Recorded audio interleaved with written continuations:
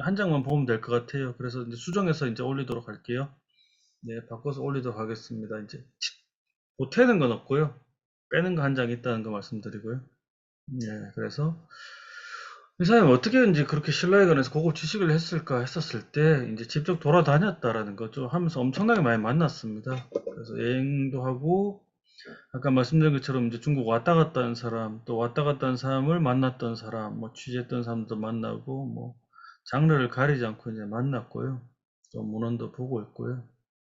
그러면서 이제 한편으로는 양쪽으로도 발전하고 또 검증했다는 겁니다. 이거 다음 시간에 또 한 번 더 이야기를 드려서 이제 또 이야기를 할까 말까 좀 망설였는데, 아, 그 후대 사람들은 이걸 많이 참조한다고 했잖아요. 사실 이거보다 훨씬 길거든요. 근데 여기를 점점 이상하게 막 바꾸거든요. 뭐 예를 들면 뭐랄까? 뭐 신라가 좋다고 했잖아요. 그래서 뭐 거기다가 물을 뿌리면 용년 향이 난다 해서고 뭐 이상한 게 있잖아요. 뭐 금이 넘쳐가지고 뭐 개박 예 뭐 이상한 거 하거든요. 근데 이 사람은 그러지 않았다라는 거죠. 딱 누가 봐도 좀 상식적인 수준 내에서만 이야기하고 예 얼토당토 않는 이야기를 안 하거든요. 예 다음 시간에 한 번 더 설명을 드리겠습니다. 그 정도로 좀 과학적이라는 거죠. 이 사람은.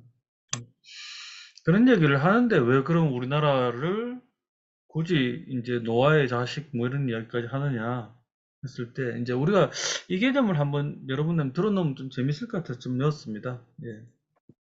원래 이제 이 사람이 이제 돌아다니면서 여러 지식을 얻었다는데 그 중에 하나가 이제 재래적인 개념이거든요. 그러니까 원래 서양에서는 또 그리스나 이제 그 이전에도 이제 지중해권에서 7대 기후대라는 게 있었습니다.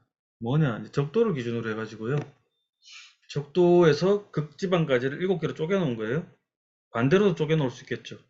그러면 14개가 될 수도 있겠죠. 근데 또 어떤 사람들은 적도 기후대하고 극지방 기후대를 하나 놓고 그 사이를 7개 쪼갠 것도 있어요. 그럼 9개가 되겠죠. 그럼 7개 되는 것도 있고 9개가 되는 것도 있고요. 또 그다음에 밑에도 그 어떤 많은 사람들은 이제 적도가 너무 뜨겁기 때문에 못 내려간다 생각했어요. 내려가면 다 죽는다고. 그러니까 북반구에만 7개 있는 사람도 있고요. 어떤 사람은 남반구에 살 수도 있다라는 사람도 있고요. 어떤 사람 남반구에 조금만 한 7분의 1만 살 수 있다는 사람도 있어요. 그래서 종류가 많겠죠. 지금 들어보면 뭐 18개도 있고 14개도 있고 그죠? 7개도 있고 9개도 있고 10개도 있고 여러 가지거든요. 있는데 대체적으로 오른쪽에 보이는 것처럼 뒤집어 놓은 거긴 한데 그래서 이제 7개가 있고 그죠? 그 극한의 지대 하고 아주 뜨거운 지대는 빼고 이제 이 남반구는 못 산, 이 적도거든요. 맨 밑에 있는 줄이. 예, 여기는 못 산다고 이제 많이 생각을 했었어요. 근데 이 사람들이 여기서 지금 들으면 좀 기겁할 수도 있는 이야기일 수도 있지만 환경결정론을 이야기를 합니다. 그래서 언제나 기준은 자기죠. 그래서 봐라. 우리 같은 이 온화한 날씨와 아름다운 자연을 가진 사람들은 사람들이 인물도 수려하고 자연도 너무너무 예쁘고 동물들도 뭐 아름답고 식물들도 최고고 그죠? 뭐 문명도 발전하고 이렇게 생각하고요.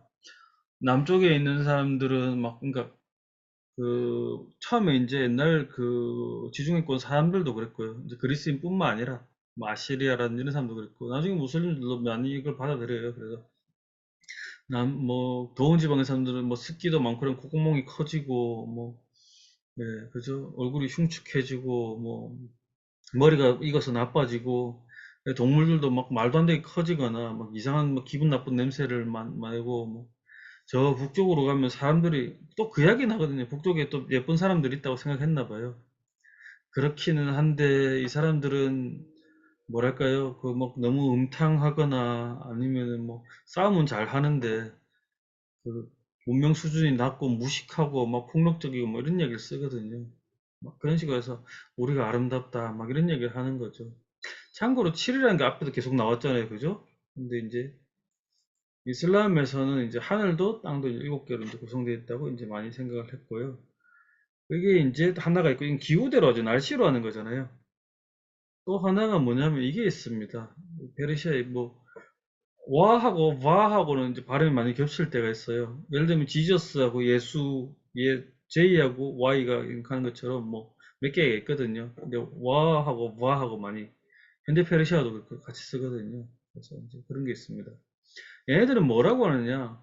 세상을 이렇게 벌집처럼 이렇게 육각형으로 하는 거죠. 기준을 뭐겠습니까? 당연히 자기가 제일 가운데죠.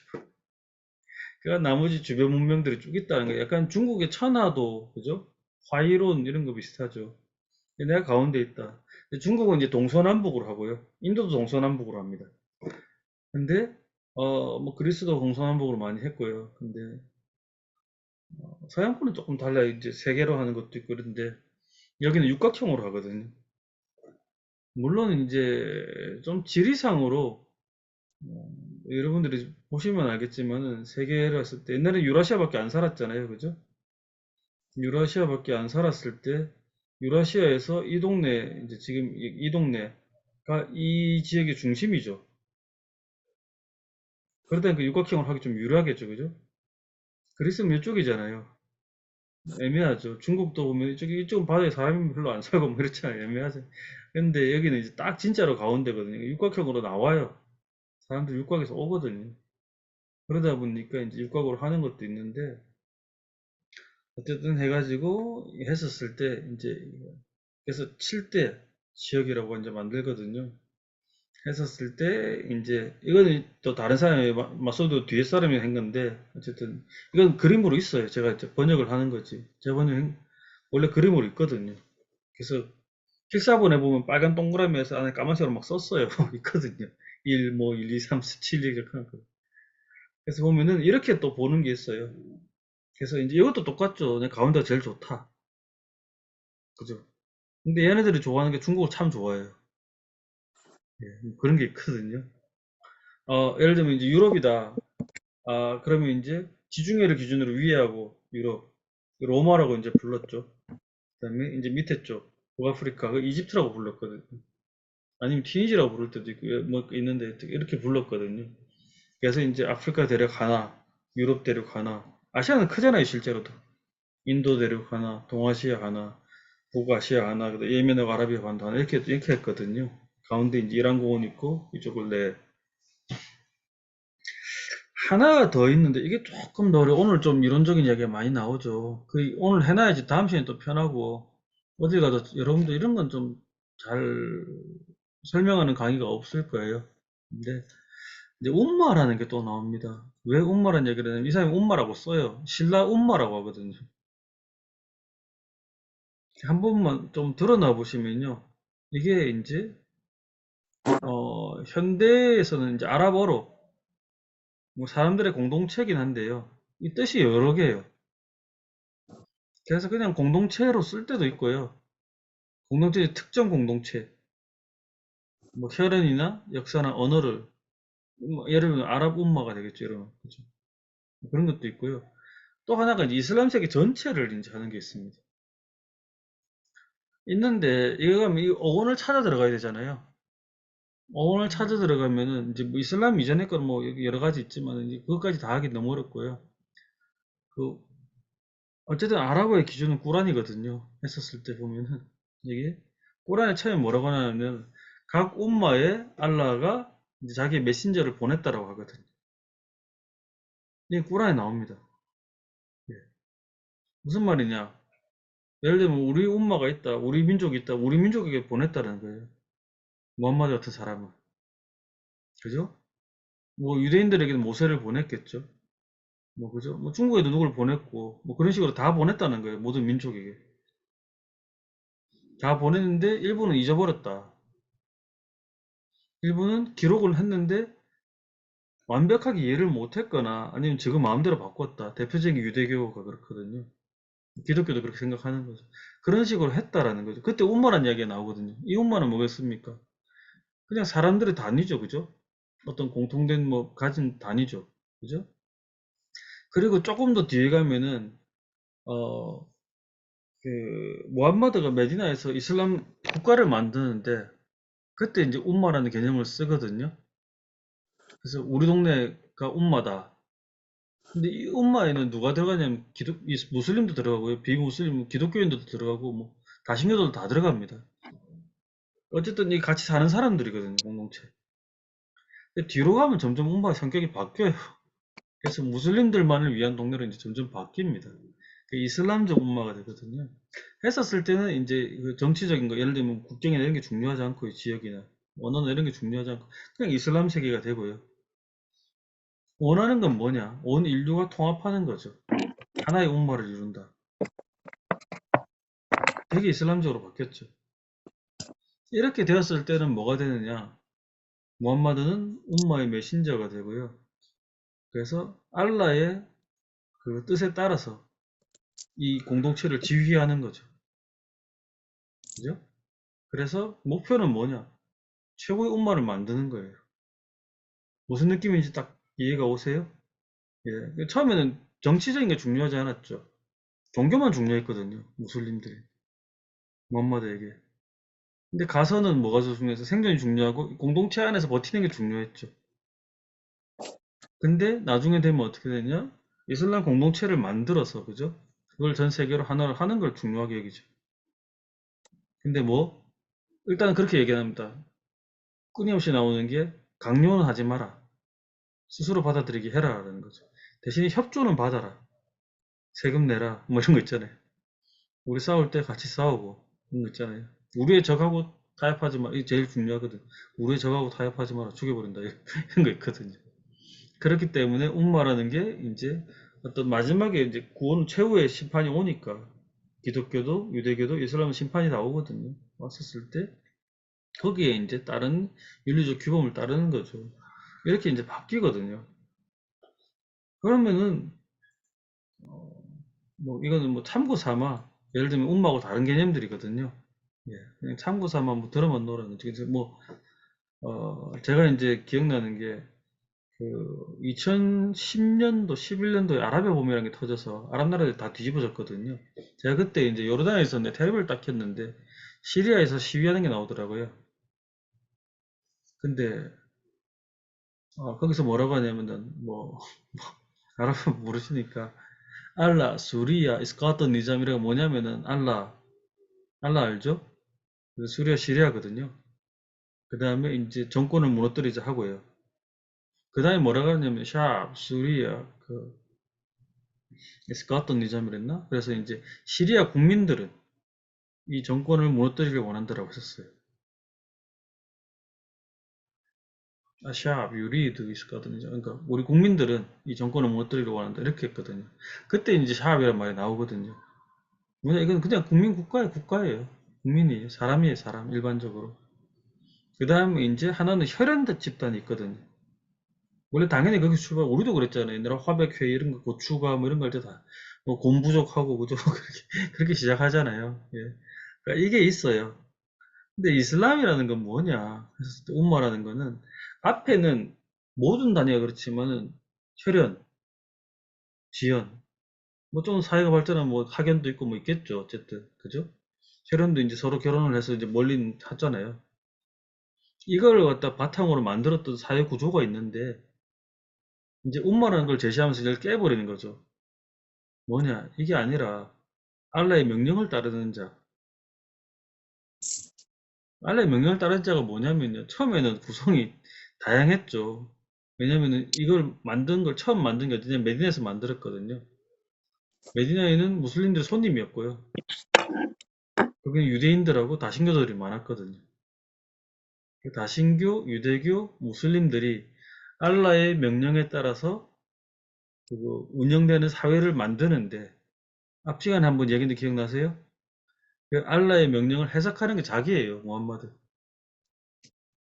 어쨌든 이제 종교 상관없이 알라의 명령에 따라서 운영되는 조화로운 사회가 이제 um마였거든요. 그러다 나중에는 이제 바뀌는데 어쨌든 이런 게 있었을 때 들어보시면은 민족도 다르고 그죠? 다 다르잖아요. 혈연 관계가 상관없어요. 그걸로 이제 우열이 안 나옵니다. 알라가 볼 때 다 똑같거든요. 이런 정신으로 바꿨기 때문에 이슬람이 오늘날 전 세계로 퍼진다는 거죠. 안 그랬으면 뭐가 되겠습니까? 무함마드 가까운 친척부터 이제 위에 올라가 있고 아닌 놈들은 저 멀리 떨어져 있겠죠. 이런 하이라키가 있어야 되는데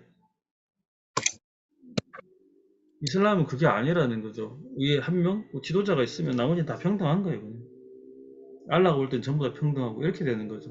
이렇게 만들었는데 이걸 모르고 들으면 음마가 이상하게 들려요. 무슬림들 공동체인데 왜 신라가 음마가 되냐 이렇게 들리잖아요. 근데 여기서 말했을 때 음마는 그 초기의 음마 원래 그때 그죠?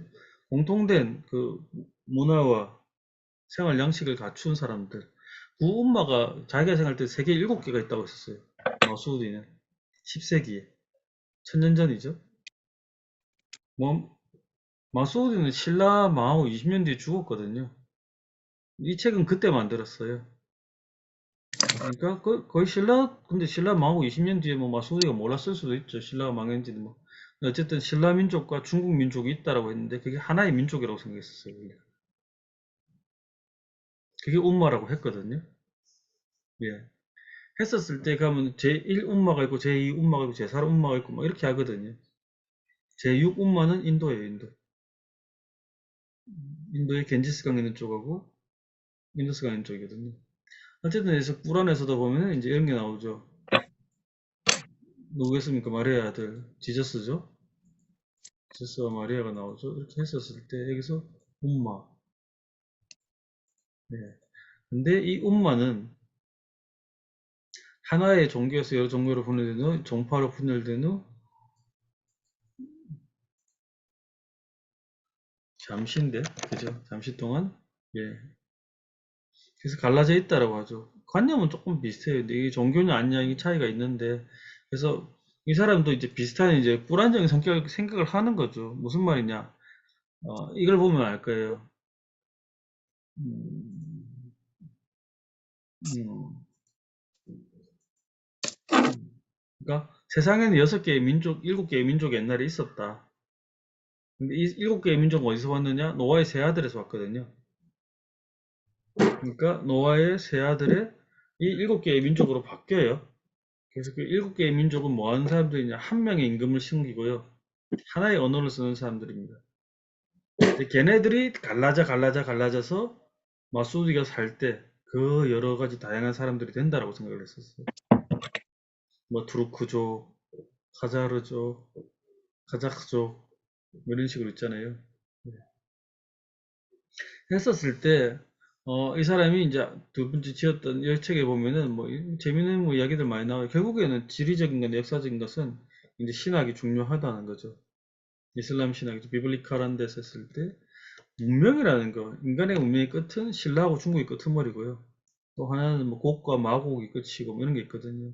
뭐 참고 삼아 그냥 보여드려요, 이제. 알렉산더 임금 있잖아요.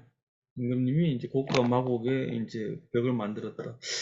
이건 그냥 약간 이제 이슬람하고 기독교하고 유대교가 다 비슷한 생각을 공유한다는 걸 지금 보여주기 위해서 하나 넣었는데 지금 요새 뭐 저는 이런 거 되게 안 좋아하거든요. 안 좋아하는데 뭐 이런 거 이야기하면서 그래서 보면 이제 곡과 마곡이 다 있다라는 거죠. 그래서 이제 뭐 에스겔서가 뭔가 제가 찾아보니까 이렇게 돼 있더라고요. 여기 보면은 고멜 나오죠. 네. 그죠? 이게 고모거든요. 고모가 이제 우리 신라의 조상이라 나오죠. 우리가 이제 세계 멸망. 그래서 이제 그거 중국이 나중에 이제 세계 아마겟돈이죠. 그 최후의 심판전에 이제 세계 대전쟁 할 때 된다라고 믿는 무슬림도 있어요, 실제로. 기독교인들도 있듯이. 뭐 다 이런 출처가 있는 거죠. 어쨌든 있는 건데. 그럼 재밌다 생각해서 이제 넣었는데, 그래서 이제 모든 민족은 원래 하나의 언어와 하나의 그 군주를 가지고 모셨는데, 총 7개가 있었다라는 거죠. 마치 바벨탑 여러분 기억나세요? 바벨탑 원래 언어 하나고 사람들 하나였다가 다 갈라뜨렸댔잖아요. 그런 것처럼 이것도 7개로 갈라져. 원래 노아의 가족일 때는 다 한 언어였을 거 아니에요? 7개로 갈라졌다가 이제 다 퍼졌다라고 하는 거죠. 이게 이제 마수디의 생각이고 다른 사람들 이런 말을 했었죠. 근데 신라를 넣은 게 이 사람이 처음이라는 거죠. 했는데 예를 들면 6번째 umma는 겐지스강과 인더스강 유역이고요. 7번째 umma가 중국과 신라다. 이 원문 번역한 거예요. 그냥 그대로. 노아의 아들인 야벳의 아들인 아무르가 이제 고모거든요.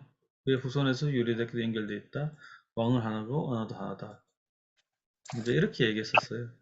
사실 일단 고려 시대긴 한데 이 사람이 뭐 고려를 알았을 수도 없고 고려는 잘 안 나와요. 저 후대에 나옵니다. 다 이유가 있거든요. 이거 이야기하면 뭐 한 학기 가는데 어쨌든 그래서 있고요. 했었을 때 아까 이끌림 기억나요? 기후대로 하는 거. 그 지리적 위치로 하는 거 했었을 때는 중국과 유마리스라는 거 하는데 이끌림은 아까 서양 쪽이랬죠. 지중해 쪽. 유마리스는 이름만 딱 들어봐도 동양 쪽은 아니거든요. 이건 그러니까 이 사람도 다 알았다라는 거죠. 그래서 이제 서양 쪽에서 지구 구분하고 이제 지역적 구분했었을 때 개념도 알았고요. 근데 이제 아까 이슬람 쪽으로 했었을 때 지금 살고 있는 거 자기가 알고 있는 살고 있는 사람도 사는 데 있잖아요. 문명권 했었을 때는 제7 그러니까 극동 쪽에 가장 동쪽에는 중국과 신라가 있었다라는 거예요. 근데 자세히 들여다보면요. 다른 데는 안 나와요. 일본도 안 나오고 뭐 발해도 안 나오고 쭉 안 나오거든요. 뭐 동남아시아도 안 나오고 안 나와요. 그래서 왜 그랬느냐 했었을 때 뭐 여러 가지 이제 가설이 있는데 제가 이제 많이 강조하는 부분들은 이거랑 첫 번째 이 사람이 어쨌든 소스가 한계가 있잖아요. 그죠? 다 못 가봤죠. 근데 왔었을 때 앞에 무슬림들이 쭉 기록을 했는데 세계 지리에 관해서 신라는 많이 나와요. 중국하고. 당연히 중국 이만큼 나오고요. 신라는 요만큼 나오죠. 당연히. 다른 데는 안 나오거든요. 요만큼 나오거든요. 티베트 이런 데는 막 조금 나오거든요. 예. 그러니까 일단 이거 지식 자기가 아는 게 그게 다고요. 그다음에 이제 당시 동아시아 자체가 좀 특수했었습니다. 옛날에는 중국하고 신라의 힘이 그렇게까지 역할이 없었고 일본도 열심히 했죠. 그죠? 나름 뭐 좀 다를 수는 있지만 그리고 백제 고구려도 있고 중국도 있고 다 있죠. 중국도 여러 개로 쪼개졌을 때도 있고. 근데 무슨 문제가 있느냐? 아까 처음에 여기 이제 처음 이제 기록을 쓴 사람들 있잖아요. 이제 동아시아에 관해서 제대로 좀 기록을 남긴 건 이 사람들이 좀 제대로 알기 시작하거든요.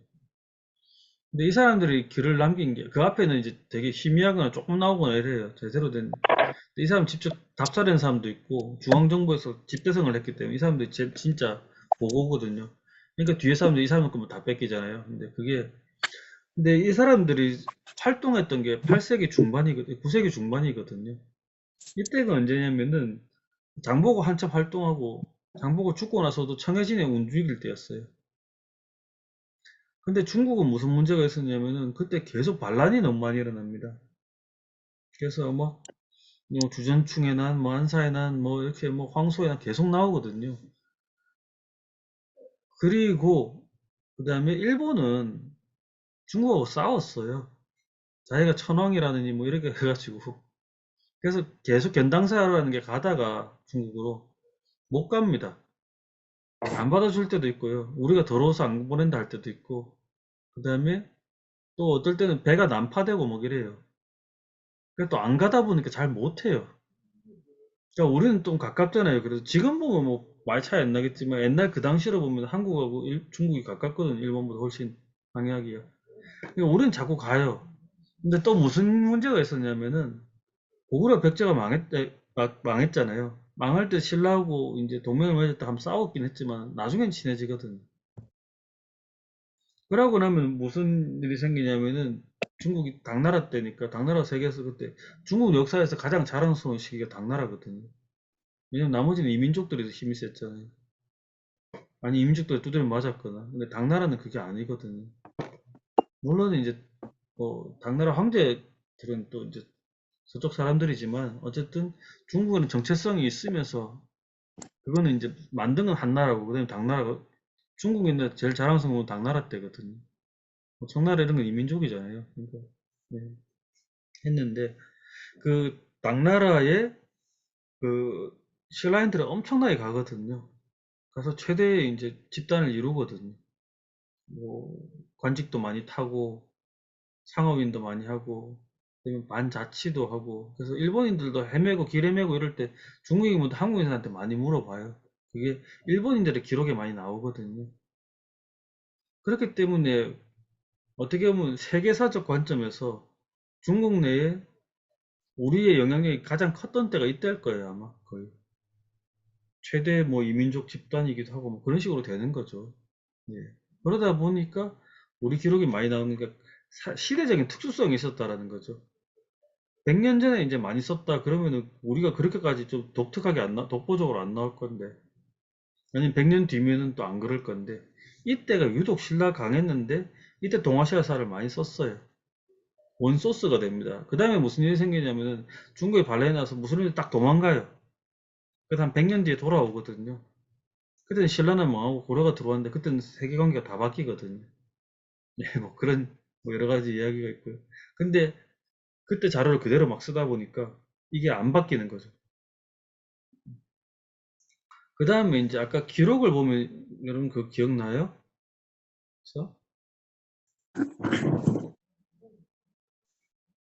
신라 사람들이 중국 군주하고 계속 선물을 주고받아야 되고 안 하면 비를 멈춘다. 그죠? 수시로 이제 교환한다. 무슨 말이겠습니까? 어쨌든 이 사람들이 무슬림들이 이제 동아시아로 왔단 말이에요.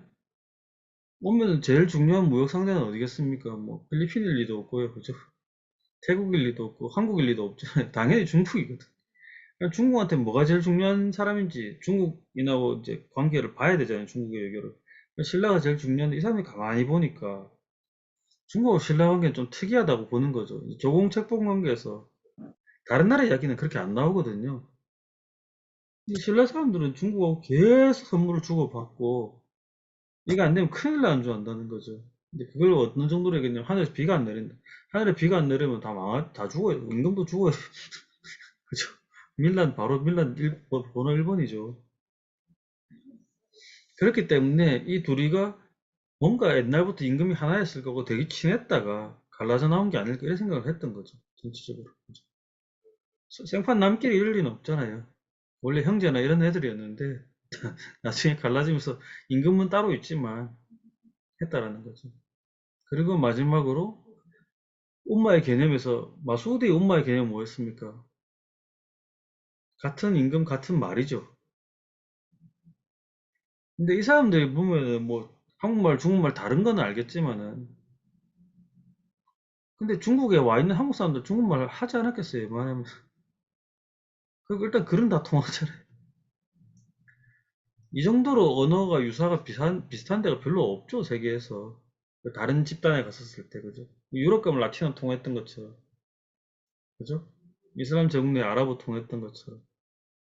그러니까 이제 이건 얘네들은 딱 보니까 군주도 비슷해. 저서 친해. 말도 똑같아. 생긴 것도 똑같지 대충 비슷하죠. 그죠? 예. 근데 뭐, 보면은 내가 수시로 왔다 갔다 하니까 중국 가니까 뭐, 좋아하는 사람 엄청 많아요. 배 타고 가면 절로 간대요. 그리고 기록에도 많이 나와요. 그러니까 이제 썼다라는 거죠. 예, 그런 거를 바탕으로 이제 했다라고 이제 보고 있습니다. 사실 이게 내용이, 여러분 그런 경험이 많지는 않을 건데, 길게 설명하면 더 어려운, 저도 수업하다가, 제가 보통 3시간짜리 수업 많거든요. 3시간 하면 더 어렵대요. 왜냐면은 막 지명도 더 많이 나오고, 인물 이름도 더 많이 나오고, 지도도 더 많이 나오고. 그래서 일단은 이 정도로 끊고, 제가 다음 시간에 이거하고 상당히 많이 겹치면서, 이론적인 건 좀 더 약하고, 대신에 이제 실제로 케이스로 보여주는 게 더 많은 주제가 하나 나와요. 그게 뭐냐면,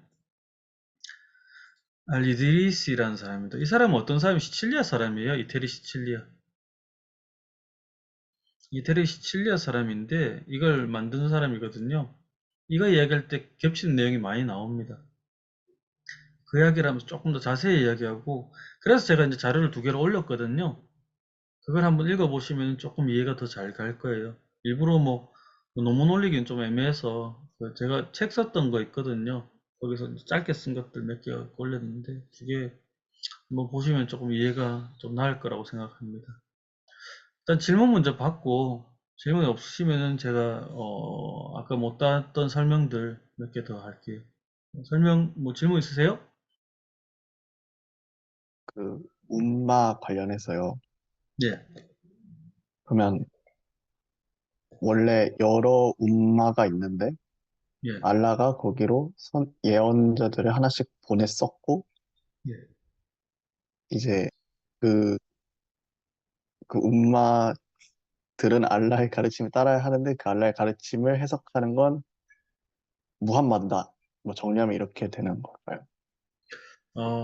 정확하게 말하면은 모든 민족에게 그 예언자가 가고요. 모든 예언자들은 이제 메시지를 가지고 가죠. 근데 모든 메시지라는 게 다 동등하진 않아요. 어떤 메시지는 경고가 많은 것도 있고요. 어떤 것들은 이제 복음이라 그러죠. 또 어떤 것들은 이제 두 개가 다 섞인 것도 있고. 근데 이제 여기서 말하는 각 umma에 같은 거 사도가 있고요. 그다음에 그 사도에서도 이제 두 개가 있는데 이제 앞에 얘기했죠. 했는데 갔었을 때 모든 민족에게 가긴 갔는데 그 사람들이 그걸 갖다가 완벽하게 다 받아들인 애들은 한 명도 없었던 거죠.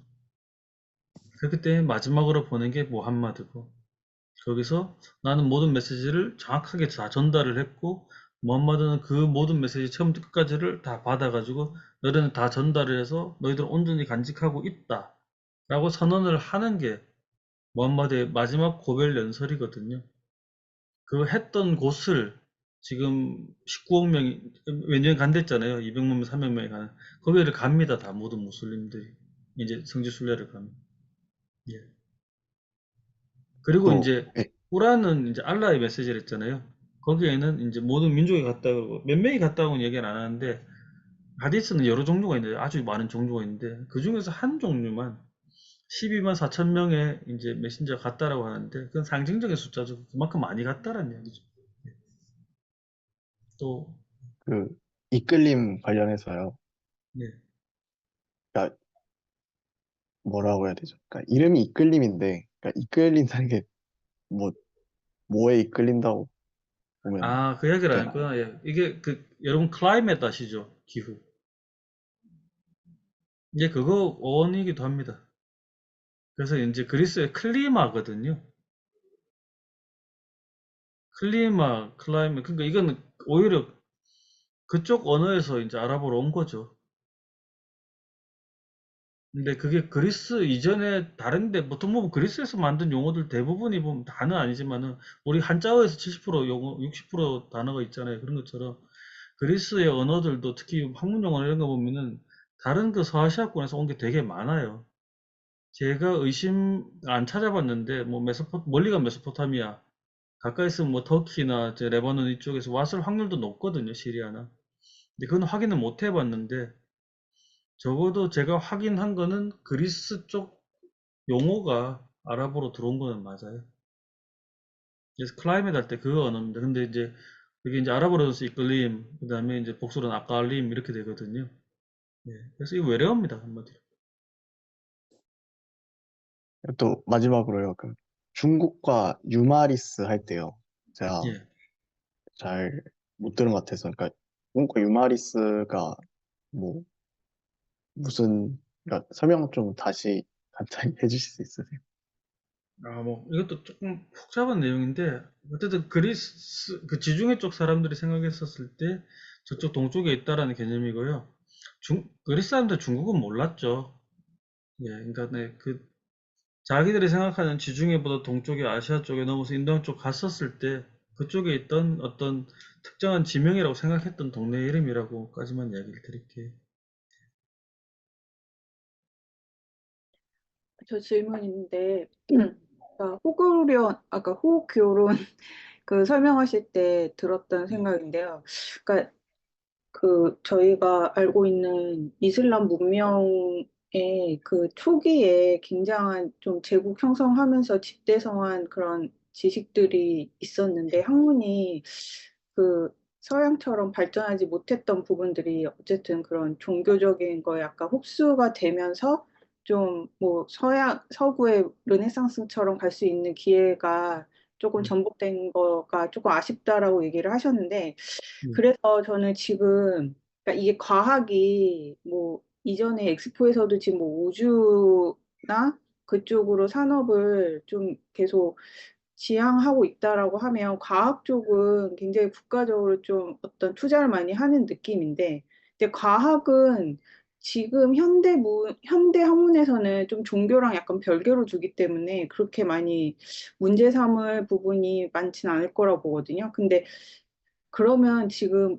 이슬람 국가? 무슬림 민족들에게는 철학이라는 학문이 어떻게 자리 잡고 있는지가 좀 궁금했고요. 그리고 이제 그 과학적인 학문이 이슬람 종교 때문에 어쨌든 발전을 못하고 있다가 어느 시점에 갑자기 이제 과학의 중요성을 좀 깨닫고 이쪽으로 투자를 해야 되겠다라고 했던 큰 계기가 있었던 뭐 사건이나 아니면 경제적인 것에 대한 부분도 있긴 하겠지만 어떤 되게 촉발되는 그런 부분들이 있었는지가 조금 궁금했어요. 네, 좋은 질문인 것 같습니다. 일단은 어, 지금 앞에도 말씀드렸다시피 약간 모타질라는 이제 무너지고 그 다음에 이제 종교를 이제 과학적으로 검증하겠다, 합리적인지를 확인해 보겠다라는 것은 많이 꺾이긴 합니다. 많이 꺾이지만은 그런 생각들, 사고방식, 세상을 대하는 태도 이쪽은 그대로 가요. 그리고 아까 조금 조금 더 깊이 있게 들어가면 아리스토텔레스라고 했죠. 이제 플라톤하고 아리스토텔레스가 제일 중요하죠. 서양 철학에서. 그래서 이제 이거 한번 보여드릴까요? 잠깐만요. 제가 이제 수업 시간에 제일 많이 쓰는 그림 중에 하나가 이건데,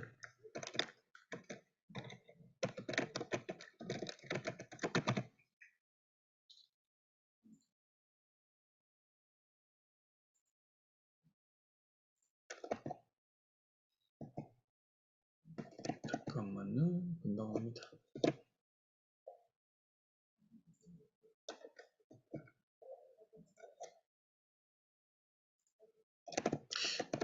뭐지? 잠깐만요. 이거죠. 이게 아테네 학당이거든요. 그러니까 르네상스를 상징하는 그림이죠. 뭐냐면은 이제 고전 그리스의 이제 철학. 그때는 철학하고 과학하고 이제 신학하고 분리가 안 되죠. 했었을 때 이때 를 상징하는 그림인데요. 네, 이 그림에 보면은 가운데에 이제 소크라테스하고 아리스토텔레스가 있죠. 예, 플라톤하고요. 소크라테스는 여기 있고, 사실 소크라테스는 이제 책을 안 썼고, 플라톤이 이제 책을 썼죠. 이제 소크라테스는 말만 했고요. 그리고 이제 플라톤이 제자가 아리스토텔레스인데, 이 손을 보면은 이제 플라톤은 이렇게 하고 있고, 아리스토텔레스는 밑으로 하고 있거든요. 그러면서 이제 둘 다 이제 세상의 본질, 뭐 이데아 이런 걸 생각을 해요. 뭐 짧게 짧게 이야기하면요. 근데 뭐 아주 짧게 이야기하면은 플라톤은 이제 세상에 이제 이데아가 이제 이 현실 세계가 아니라 저 위에 있다 생각하거든요. 눈에 안 보이는 세계. 이데아가 있다고 생각하고요. 아리스토텔레스는 그 본질이 이 사물에도 있다고 생각해요. 이렇게 각 세상에. 근데 이게 지금 말고 옛날 가톨릭, 그러니까 중세 암흑기라고 우리가 말하던 시기 있잖아요. 그 시기에는 그 교회에서 생각할 때 플라톤이 아리스토텔레스보다 훨씬 더 자기들의 세상을 끌어나가기 유리하다고 생각을 했었어요. 무슨 말이냐? 저 세상에 하나님이 있잖아요. 그러니까 우리는 죄인이란 말이에요. 그럼 이 세계는 무의미해요. 이 시기에 우리는 죄인으로 살아가고 있고요. 현세에서 뭘 자꾸 하려고 하지 말라는 거죠. 죽어서 천국에 가서 보답받는 게 중요하고, 현세에서 뭘 이렇게, 그래서 뭐 과학이라든지 뭐 철학이라든지 이걸 별로 안 좋아했었어요. 어떻게 보면 호교론 비슷하죠. 그래서 교황이 내가 알라의 뜻을, 그러니까 하나님의 뜻을 이제 이야기해주고 너희는 그대로 따르면 되고, 그 다음에 종교인들이, 신학자들이나 아니면 그 신부님들의 성직자들이 이야기한 대로 너는 하면 돼. 그 끝판왕까지 갔던 게 이제 뭐겠습니까? 뭐 면죄부 이런 거잖아요. 돈 주고 파는 거 그런 거잖아요. 그게 이제 중세를 지배했고 그게 중세의 암흑기죠. 그런데 이슬람은, 그래서 이제 그때는 아리스토텔레스가 거의 없어졌거든요. 유럽에서는 이름도 거의 까먹고 뭐 책도 아무도 못 읽고 이랬었어요. 근데 이슬람은 현세를 즐기라고 자꾸 하거든요. 알라가 너희들은 아담이 죄를 지었는데 내가 죄를 다 용서해 줬으니까 너희들 즐겁게 살아라. 그러니까 내가 세상에 다 만물을 만든 건 다 이유가 있다. 너희들 즐겁게 쓰라고. 대신에 정의롭게, 공정하게, 너무 지나치지 않게, 너무 인색하지 않게 써라는 거죠. 즐겨라고 했었어요. 현세를 추구해라는 거거든요. 되게 현세론적이에요. 아리스토텔레스도 인기가 플라톤도 인기가, 아리스토텔레스 인기가 많았거든요. 그래서 아리스토텔레스 열심히 연구를 했었어요. 그런 식의 사고방식이 있거든요. 그래서 현실에 있는 것을 극복하고 뭘 축적하고 만들어낸 걸 되게 좋아했었어요. 중세 무슬림들은. 그게 되게 맞고요. 물론 일부 이슬람이 이만큼 있으면은 거기서 뭐 수피도 있고 이상한 애들 있잖아요. 걔네들은 또 현세를 막 다 부정하고 막 그렇게 고행하고 뭐 이런 비관론 사람이 있었는데 다 그렇다는 게 아니라 상당히 대부분은 아리스토텔레스는 좀 맞았어요. 그래서 현세에서 되게 열심히 뭐 과학적인 연구도 하고 탐험도 하고 많이 했거든요. 근데 이 관계가 바뀝니다. 바뀌게 된 이유 중에서 굉장히 중요한 사람이 하나가 있는데 이게 이 사람이에요. 여기 지금 보여요, 커서가? 돌아가고 있는 거 보이면 저기 머리 벗겨지신 분 옆에 있는 사람. 머리 네네. 벗겨지신 분이 이제 피타고라스고요. 그 옆에 있는 사람이 이분 루슈드라는 사람이거든요. 이 사람이 이제 스페인 쪽에 있었는데 뭐 임금님도 흑인이에요. 어쨌든 뭐그 남쪽에서 아프리카에서 왔는데 어쨌든 이 사람이 이제 아리스토텔레스 전집을 번역을 하거든요. 번역을 하는 게 아니라 주해설을 써요. 그러니까 그 십자군 전쟁이 나고 했었을 때 유럽인들이 이제 이슬람 세계에 왔잖아요. 근데 왔었는데 보니까 뭐 자기들 잘 모르는 것도 많고 거기에 보면 중동에서 몇 병에 사는 기독교인들도 많잖아요. 뭐 이런 것도 있네 저런 것도 있네. 그리스 사람들이 저랬어? 유럽인들이 이랬다고? 뭐 이런 걸 많이 찾아요. 그러니까 교회에서 이야기하지 않은 걸 많이 찾습니다. 그래서 이런 것도 신기하네. 뭐 이런 이야기하면서 플라톤이라는 사람도 아리스토텔레스도 있어. 플라톤만 아는데 뭐 이렇게 한 거죠. 하다가 보니까 근데 책을 봤는데 모르겠어요. 하나도 뭐 그리스어도 뭐 아무 뭐 이해도 안 되고 이러는 거죠. 했는데 이 사람이 이제 아랍어로 번역해 놓은 책을 그 중에서 이제 유럽 사람은 이제 아랍어를 할 줄 아는 사람이 이제 생기기 시작하니까 그 국경 지역에도 있고 3대 지역이 있거든요. 시칠리아, 스페인, 그리고 이제 십자군 갔던 동네 그쪽 발칸반도 있거든요. 거기 이제 아랍어 하는 사람들이 보더니 이 사람 책을 읽으면 내가 이해가 간다라는 거예요. 킹 제임스 뭐 이러면 약간 그런 거 이렇게 이제 우리 조상이 옛날에 썼는데 우리는 이해를 못 하겠는데 이 사람이 쓴 건 아는 거예요. 그러면서 이제 아리스토텔레스 학문이 막 발전하고 이렇게 하면서 뭐 인생 추구적인 생각이 생기고 그러면서 이제 종교 개혁도 일어나고 이러면서 우리는 여기서 죄인이라기보다는 현세를 열심히 추구해서 이것도 가치가 있다. 그러면서 저기 죽고 나서의 세계에서만 모든 가치가 있는 게 아니라 현세에서도 각자의 가치, 특히 칼뱅주의자들 뭐 이런 그런 사람들이 이런 거 많이 하거든요. 그래서 이제 대항해 시대로 나가서 막 적극적 개척도 하고 이런 것들 사회 사조가 만들어지거든요. 거기서 이 사람이 되게 큰 역할을 합니다. 뭘 이 사람만 한 건 아니고 여러 사람들이 했는데요. 그러면서 서양이 더 이제 현실 세계에 들어가죠. 그걸 뭐라 르네상스라고 하잖아요. 그러니까 고전이 다시 발전하는 거죠. 어떻게 보면 그 중간에 중세 시대가 오히려 호교론적이었죠. 근데 이슬람 세계는 아까 말했듯이 호교론이 이기는 것 같았지만은 말했던 무타질라 같은 그런 생각들, 과학적이고 합리적이고 추진해보고 검증하고 세계로 나가서 직접 경험하면서 하고 싶었던 것들은 그대로 퍼져나갔어요. 이제 다만 종교적으로 이걸 말하기가 좀 애매해졌죠. 근데 사람들은 그렇게 사는 거예요. 그러면서 중세 내내는 거의 무슬림이 압도적으로 이깁니다. 거의 모든 면에서요. 그러다가 이제 르네상스가 올 때쯤부터 이제 역전되기 시작하거든요.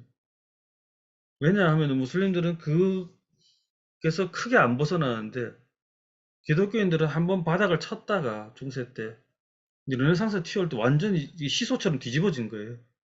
무슬림들이 이렇게 천천히 우상향을 했었으면은 얘네들이 이렇게 돼버린 거죠. 파도가. 그러면서 이때 확 치고 올라간 거죠. 그렇게 됐었는데 그러다 보니까 무슬림들은 중간에 이제 좀 패닉에 빠집니다.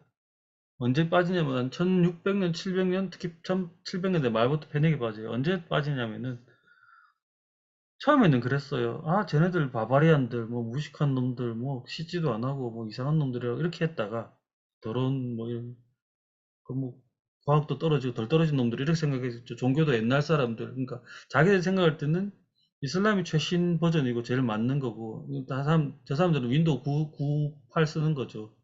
예, 그렇게 생각을 했었는데 어느 날 보니까 얘네들이 싸움도 조금 하고 우리가 못 만드는 기구도 만들고 뭐 과학기술도 만드는 거예요. 마치 중국이 서양인들 처음 봤을 때처럼 저 야만인들 했는데 우리가 만든 이상한 자명종도 만들고 하는 것처럼 무슨 처음엔 그렇게 봤어요 서양인들을. 근데 조금 시간이 지나니까 못 이기겠는 거예요. 모든 면에서 우리보다 다 뛰어나요. 그거를 인정하게 된 계기는 1798년입니다. 그 전까지는 마지못해서 우리가 이만큼 앞서 있고 특히 종교는 뭐 철학이나 우리가 이만큼 앞서 있는데 구멍이 몇 개 있다 생각했죠. 얘가 대포는 조금 더 잘 만드네. 뭐 예를 들면 그런 거 있잖아요. 얘는 조금 낫네. 싸우다 보면 우리가 질 때도 있네 이랬다가 1798년에 나폴레옹한테 깨지거든요, 이집트가. 그때 서양이 우리보다 모든 면에서 앞서 있구나. 그럼 서양인한테 뭘 배울 게 뭐 있을까? 그때 이제 두 가지 흐름이 나옵니다. 하나는 뭐냐? 우리가 제대로 이슬람적으로 안 살아서 이슬람이 타락해서 그랬다는 사람들이 있어요. 아직도 있습니다. 굉장히 중요해요. 어떻게 보면 뭐 무조건 나쁜 것만 있는 거 아니에요. 그 사람들이 사회적 균형이나 안정을 잡아주는 것도 있긴 있었거든요. 그거로 나간 미친놈들이 돼버리죠. IS가 돼버리고 그러는데. 그건 도라이들이고, 그 무슬림을 인정 안 하거든요. 어쨌든 보수적인 사람도 있고요. 어떤 사람들은 서양적인 게 필요하다라고 이제 하죠. 그걸 받아들이기도 합니다. 그래서 서양 철학을 다시 연구를 좀 해봐요. 네, 지금도 있죠. 있는데 지금 그 과학하고 철학을 이야기하셨는데 사실은 조금 그런 면도 조금 애매한 게 하나 있어요. 무슨 말이냐? 과학을 발전하는 데서는 오히려 문제가 없습니다. 여러분 생각해 보시면 우리나라도요, 고종 황제도 그렇고 중국 청나라도 그렇고 일본도 그렇고요. 다 동도서기, 화혼양제, 그죠? 그 중체서용 이렇게 무슨 말이냐? 우리 체계, 사회, 사고, 뭐 정치 한마디로 문과는 안 바꾸고요. 이과는 받아들이겠다고 했었어요. 제일 중요한 건 싸움에서 이겨야 되거든요. 근데 과학 받아들이는 건 해요. 좋아하고요. 그거는 뭐 부정하지 않습니다. 얘네들 원래 우선도 과학 제일 좋아했거든요. 한때는. 이 받아들이는 건 좋아요. 지금도 보면은 제일 잘 사는 나라 있잖아요. 까타르, 사우디 이런 데 있잖아요. 그 석유 많이 나는 나라들. 공대는 세계적으로 합니다. 일찍 키웠고요. 오히려 반대로 문제는 문과에서 나오죠. 예, 정치사상 이런 걸 너무 열심히 연구하면 어떻게 될까요? 왕정에 대해서 의문을 가질 수 있지 않을까요? 정당 자꾸 만들어달라면 피곤하죠. 그죠? 문과에서 오히려 문제가 생기지. 이과는 아니에요. 이과는 카오스트 이런 데 세계적으로 투자하고요. 이란 이슬람 공화국이잖아요. 최고의 브레인들 나옵니다. 네. 이과에서는 어느 정도냐면 이란 같은 경우에는 군대 안 갈라 군대 최악이거든요. 근데 어쨌든 군대를 안 가고 외국 가려면 보증금을 내야 되거든요. 힘들어요. 허락도 받아야 되거든요. 남자들이. 근데 최고의 공대 우리 지금 카이스트 같은 데 있거든요. 거기를 가면은 제일 적국이잖아요. 우리 지금 뭐 북한에서 미국에 유학을 보내줘요. 공짜로. 과학은 필요하니까요. 문제는 뭐겠습니까? 걔네들의 최대 목표는 미국 가서 안 돌아오는 거거든. 그러니까 나라에서는 황당하죠. 나라의 최고 브레인들을 끌고 모아가지고 열심히 교육을 시켜서 미국을 보내는데 걔네들의 목표는 미국에서 안 돌아오는 거. 그러니까 뭐 이상하게 우리나라 애들 제일 똑똑하고 그런데 북한 가서 안 돌아. 최고의 목표가 막 이상하게 되는 거. 어쨌든 그 정도로 과학은 열심히 합니다. 근데 이제 문과에서 제가 이제 요르단에서 박사를 했던 이유 중에 하나도 요르단이 뭐 사우디가 훨씬 못 살죠. 근데 문과는 그런 나라가 더 키웠어요. 석유가 많이 안 나. 왜냐면은 차별화를 할 때 이제 거기서 뭐 석유과학으로 이길 수 없잖아요. 오히려 그런 데가 이제 그런 걸 하는 거죠. 아랍에미리트가 이제 7개가 돼 있거든요. 두바이 여러분 아시잖아요. 두바이는 석유가 안 나요. 옛날에도 4%밖에 안 됐거든요. 재정 기여도가요. 석유가 없습니다, 거의. 아부다비에서 다 나거든요. 아부다비, 아랍에미리트 수도가 아부다비거든요. 그러니까 거기에는 이제 석유가 많이 나니까 이과를 엄청나게 키웠어요. 그죠? 그럼 두바이는 기름이 안 나잖아요. 근데 사람은 좀 많고 위치가 좋고 운주가 깼어요. 땅도 좀 크고 아부다비보다 훨씬 작지만은. 그러니까 여기는 어떻게 하느냐? 홍콩처럼 만드는 거죠. 예, 무역, 싱가포르처럼 이렇게 만드는 거예요. 그걸 했었어요. 그래서 성공을 했죠. 그래서 세 번째로 큰 나라가 어디냐면은, 그러니까 미국에 이제 50개 주가 있는 그 유나이티드 스테이츠잖아요. 그냥 그 스테이트가 큰 스테이트, 뭐 캘리포니아, 텍사스 이런 것도 있고, 뭐 조금 뭐 델라웨어 이런 스테이트도 있듯이 아랍에미리트는 7개의 에미레이츠거든요. 에미레이트로 제일 큰 에미레이트가 이제 아부다비고 두 번째가 두바이고 세 번째가 샤르자예요. 샤르자는 딱 보니까 기름도 없어. 그렇다 두바이처럼 무역을 해서 하고도 안 되겠는 거예요. 그래서 걔네들은 뭘 하냐면은 문과에 투자해요. 상대가 아니라요. 그래서 문화, 역사, 철학, 뭐 문학 이런 데 대투자하거든요. 임금님이 영국에 있는 대학교에 사학과 나왔어요. 그래서 걔네들 이슬람 문명 뭐 박물관 만들고 뭐 도서전 만들고 뭐 이런 거 있잖아요. 예, 해외 대학 만들고 이런 데 엄청나게 투자를 하거든요. 그냥 그런 식으로 각자 살아남는 거예요. 무슨 말이냐? 이슬람권에서는 한 번도 과학을 등한시한 적은 별로 없어요. 근데 이제 문과를 받아들이는 각자 입장이 있다라는 거예요. 내가 과학만 최대한 넣고 대신에 이제 왕정을 유지하는 게 제일 좋겠다 하면은 문과는 천천히 느리게 느리게 이제 발전을 시키고 예, 제약이 많겠죠. 제가 요르단대학교 석사, 요르단대학교는 굉장히 문과에서 많이 열려 있고 문과 쪽에 브레인이 많았거든요. 왜냐면 다른 대학교에 박사가 없을 때 여기는 뭐 사학과도 일찍 생겨서 뭐 스타급들 막 유럽에 가 있는 아랍인들 많이 초청하고 이랬거든요. 그래도 사학과 이제 논문을 쓰잖아요. 그럼 꾸라는 건드리지 못합니다. 예, 그런 제약이 있었어요. 예. 그런데 예를 들면은 이제 거기도 왕정이기도 하고요. 그래서 왕가도 못 건드려요. 왕가사도 못 건드리고 이런 게 있는데 예를 들면은 이제 사우디다. 그러니까 왕가를 지키는 게 중요하고 돈은 이제 그 이과적이만 만들면 돼요. 그죠? 석유 잘해서 잘하는 사람 있으면 돼요. 두바이는 장사 잘하는 사람 있으면 돼요. 그죠? 호텔 서비스 뭐 이런 거 있잖아요. 무역 이런 거 잘하는 사람이 있으면 돼요. 근데 이제 샤르자 같은 경우는 문과를 키우는 거죠. 근데 그렇다고 해서 걔네들이 비이슬람자를 키우느냐? 그렇지는 않아요. 근데 조금만 더 들어갈게요. 조금만 더 들어가 보면은 아까 말씀드렸던 그 서양에 뒤졌다고 했었을 때 위기가 생겼잖아요. 그러면 이제 개혁적으로 나가는 사람이 있었거든요. 소고하러 가는 사람 분명히 있었어요. 제일 심하게 간 게 터키였고요. 터키는 이제 무함마드의 뒤를 잇는 그 지도자 자체 제도를 없애버리고 막 꾸란도 아랍어로 못 읽게 뭐 이상한 짓을 막 히잡 쓰면 학교 퇴학시키고 막 이상한 짓을 많이 했거든요. 거기는 완전 끝까지 갔고요. 제 정신이 나가는 정도로. 왜냐면 걔네들이 챔피언이었거든요. 1등이니까 할 수 있었어요. 근데 그 밑에서 탈출한 나라들이 이제 아랍 국가들인데 그 중에서 몇몇 나라들은 아랍 민족주의라고 해가지고 좀 세속주의적인 군부 엘리트? 우리로 지금 약간 박정희 뭐 그런 식의 모델을 메이주신 가듯이 약간 그런 식으로 가는 애들이 있었거든요. 그런 애들 같은 경우에는 일단 세속 국가를 추구를 했었어요. 그런 쪽에서는 아마 철학이나 정치나 신학 쪽에서도 훨씬 더 그래도 그죠. 그냥 국가 자체가 모토가 세속 국가니까 조금 다르긴 합니다.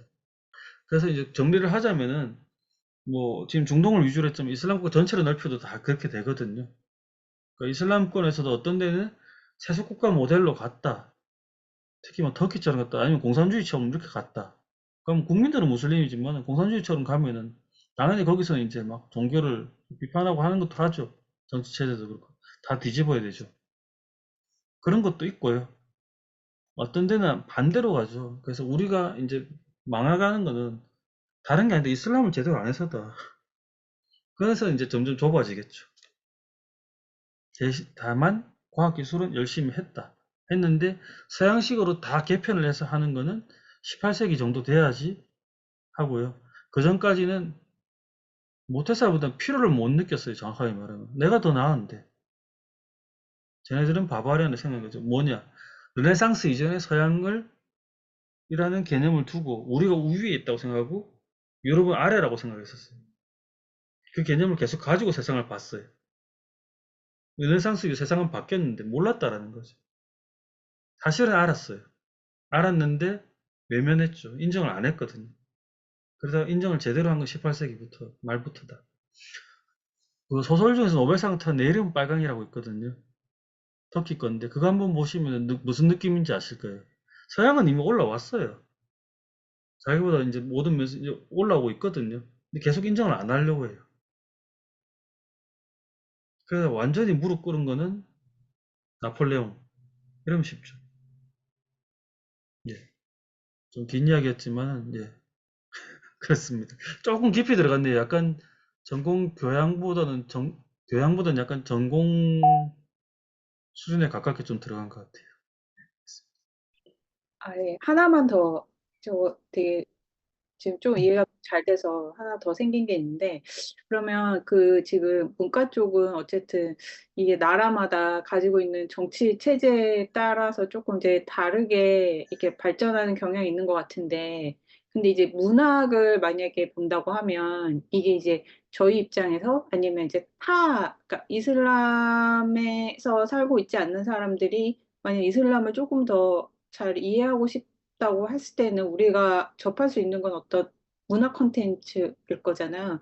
근데 만약에 이제 문학 같은 경우에는 이게 문학이 가지고 있는 그 작가의 정신이 만약에 자기가 그 추구하고 있는 어떤 그 사회 체제에 대한 어떤 부조리 같은 거를 이렇게 얘기를 하거나 할 때 이제 굉장히 그 이슬람에서 갖고 있는 종교적인 면이랑 그런 부분들이 되게 부딪힐 게 되게 많을 것 같거든요. 왜냐면 보통 문학 자체는 그 어쨌든 사회에 대한 어떤 부조리면을 드러내는 부분들이 많잖아요.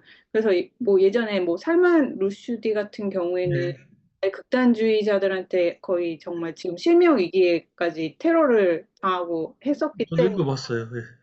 예, 예. 그래서 이게 국제적으로 우리 이제 그러니까 우리나 다른 타 사람들이 이슬람 문화를 조금 더 깊이 이해하기에 접근할 수 있는 문학 같은 부분에 대해서는 굉장히 이 작가들이 그 입지가 되게 위험한 느낌이거든요. 그 문학을 어떻게 바라보고 있는지가 저는 좀 궁금했어요. 그러니까 그 이슬람 내부에서 그리고 그 밖에서 아예 그 자기네들 문화에 대해서 그런 좀 작가 정신으로 리얼리즘식으로 가는 그 문학에 대한 부분들. 일단은 한번 또 이야기할 기회가 있을 수도 있고 저번 학기에도 이야기를 많이 했는데 이슬람은 기본적으로는 조형 예술, 시각 예술을 상당히 제한하기 때문에 그리고 이제 이슬람이 출발하는 그 동네가 그 아랍이잖아요. 거기는 이제 자연 환경상 시가 발달하고 문학이 발달하지 뭐 조형 예술이라든지 그죠? 그 다른 게 발달하기 되게 어려워요. 물건을 만들거나 이런 것도 만들기 어렵고요. 물질 문명이라든지 그렇기 때문에 문학이 굉장히 발달했죠. 예, 예를 들면은 서양에서 배를 치잖아요. 불교에서도 배를 치고 기독교도 배를 치잖아요. 근데 이슬람은 목소리로 하죠. 예. 좀 심하게 말하면 특히 아랍 쪽에서는 이제 다른 예술이 발달 못하게 된 가장 큰 이유가 문학에 대해서 너무 집착을 해서거든요. 특히 시. 예. 그렇기 때문에 이제 문학 자체는 굉장히 발달했고요. 거기서 보면은 말씀하신 것처럼 어떤 부분에서는 문학이 현실을 반영 못한다도 있지만 저항시도 많고 저항문학 굉장히 많고요. 현실 반영도 많고 또 그리고 이슬람 세계를 비무슬림들 예를 들면 이집트에 천만 명의 기독교인이 됐잖아요. 그런 사람들은 이슬람을 바깥에서도 많이 바라보고 쓴 것도 있고 유대인들도 쓰는 거 있죠. 그 다음에 이제 무슬림 중에서 세속적으로 바뀐 사람들도 있거든요. 뭐 해외로 이민 간 사람들도 있고 이 사람들은 또 내부에 이야기 많이 써요. 예. 살만 루시드도 결국에는 그 동네에서 나온 사람 이슬람 있는 동네에서 출신이잖아요. 그죠? 그러니까 거기 출신이라고 해서 그 체제를 부정하는 걸 안 쓴다기보다 훨씬 더 많이 쓰고 특히 이제 저항문학 같은 경우는 우리보다 더 많이 써죠. 예. 또 다른 질문 하나만 더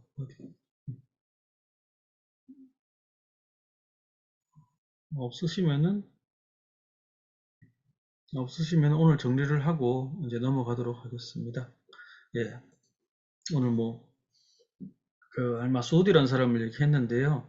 좀 되게 어려운 부분이 많았죠. 여러분이 생각할 때는 되게 무대도 복잡하고 내용도 이제 철학적인 내용, 지리적인 내용, 과학사적인 내용, 또 우리와의 관계의 내용, 동아시아사도 막 나오고 많이 했는데 결국에 하고 싶은 이야기는 이거였습니다. 이 사람들이 아까 지금 질문했던 걸로 더 완성이 되는 것 같은데 뭐 밖에서 보는 거하고 이제 지금 현대에서 이제 전형적인 그죠? 무슬림 세계를 바라는 거 정반대로 얘네들은 굉장히 외부에 있는 지식들에 굉장히 호기심도 많았고요. 많이 받아들였어요. 문헌으로만 받아들인 게 아니고 적극적으로 나가서 실제로 보면서 비교해서 받는 것도 했고요. 한번 얘기 드렸다시피 저 신라 그 유라시아 제일 끄트머리에 있는 나라에 대해서 아무도 안 썼어요. 중국이나 이런 데 아무도 안 썼는데 얘네들은 정말 열심히 썼거든요. 그렇게 했는데 거기서 이제 이 사람들의 기본 사고 프레임은 그거랬죠. 유대교, 기독교에 있는 그 비블리칼한 그런 생각들이 자기들에서 완성됐다고 생각했기 때문에 거기에 있는 모티브나 이야기도 많이 가져오되 세계에 있는 열린 마음으로 이제 밖에 있는 그 떠돌아다니는 이야기들이나 실제로 돌아다니고 있는 그때 정보들 있잖아요. 그 사람들을 만났을 때 그걸 같이 다 넣어가지고 이슬람식으로 만들어서 정리를 해봤다는 거죠. 그게 이제 알마수디의 지리이고 역사이고 성서죠. 그죠? 그래서 이렇게 만들었어. 거기에다 우리나라에 또 관심을 줬다라는 거죠.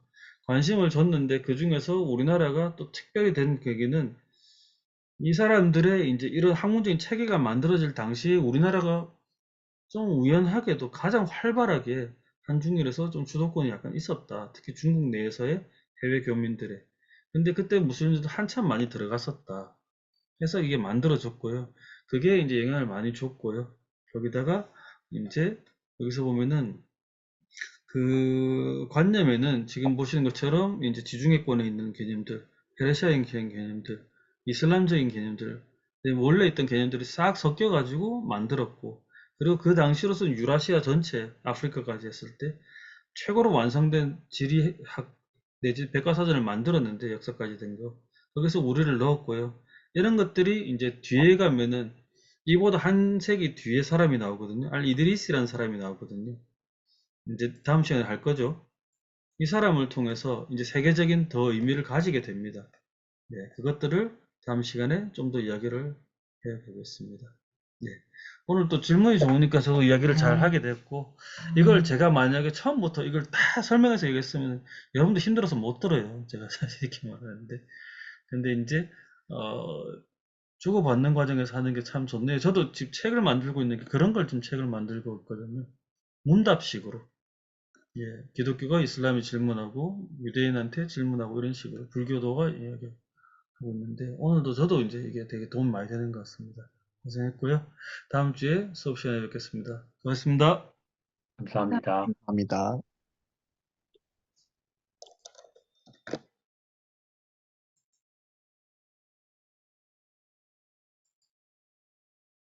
감사합니다.